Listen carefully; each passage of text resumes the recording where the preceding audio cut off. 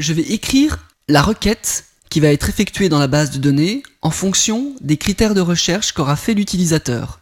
Je vais donc détecter si par exemple, pour titre, l'utilisateur a renseigné la valeur tous ou bien rien.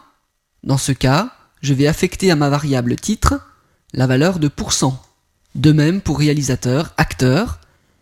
Et puis je vais tester si les variables année 0 et année 1 sont vides, auquel cas je vais les initialiser à 1800 pour l'année minimale et 2100 pour l'année maximale pour être certain d'englober toutes les années de tous les films. Après la réactualisation de mes variables correspondantes aux critères de recherche, je vais pouvoir écrire la requête correspondante. Alors il y a différents types de requêtes suivant les cas. Nous en avons 4. Nous testons si réalisateur et acteur sont renseignés à tous.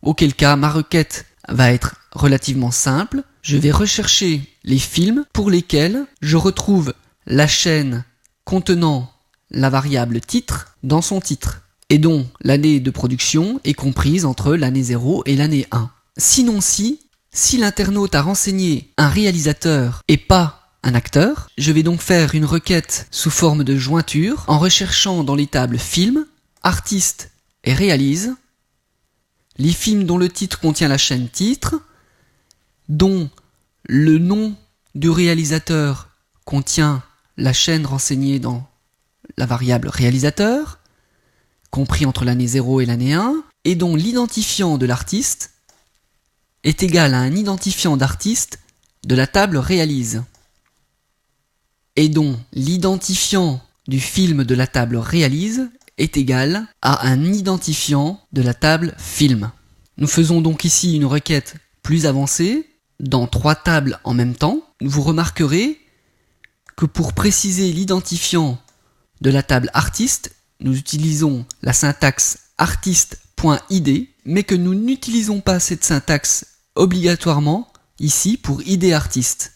En effet, MySQL est suffisamment intelligent pour remarquer que l'attribut id artiste n'existe que dans la table réalise. Par contre, l'attribut id existant à la fois dans la table film et dans la table artiste, nous lui précisons dans quelle table nous faisons notre recherche. La 3e requête est dans le cas où l'internaute a renseigné un acteur mais pas de réalisateur. Nous avons donc une requête du même type, mais cette fois-ci, au lieu de rechercher dans la table réalise, nous recherchons dans la table joue. La dernière requête, qui est d'ailleurs la plus avancée, correspond au cas où l'internaute a renseigné un réalisateur et un acteur. Il va falloir commencer par rechercher l'artiste qui a pour nom le nom de l'acteur renseigné et l'artiste qui a pour nom le nom du réalisateur renseigné. Puis, grâce à la table joue, nous allons rechercher les films dont l'artiste est l'acteur. Puis, grâce à la table réalise, rechercher les films réalisés par l'artiste réalisateur.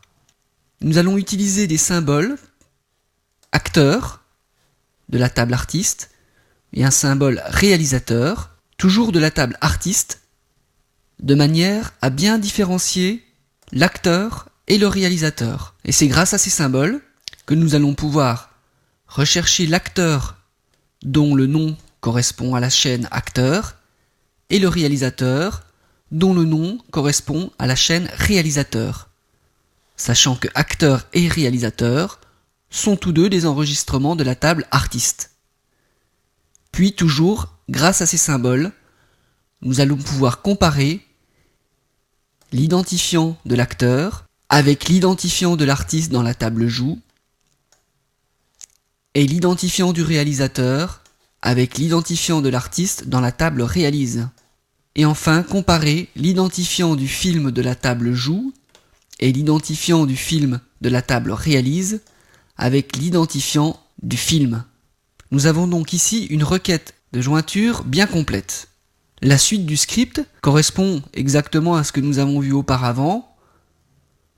Nous exécutons la requête qui a été déterminée suivant le contexte. Nous affichons un message en fonction du nombre de films correspondant au résultat. Nous utilisons la fonction que nous avions développée auparavant pour afficher ces résultats sur plusieurs pages, en utilisant une variable position que nous ajoutons en query string à l'hyperlien permettant de naviguer entre la page précédente et la page suivante. Cet exemple de front office est relativement simple. Vous pouvez l'améliorer et le développer de manière, par exemple, à permettre l'affichage de la fiche complète d'un film.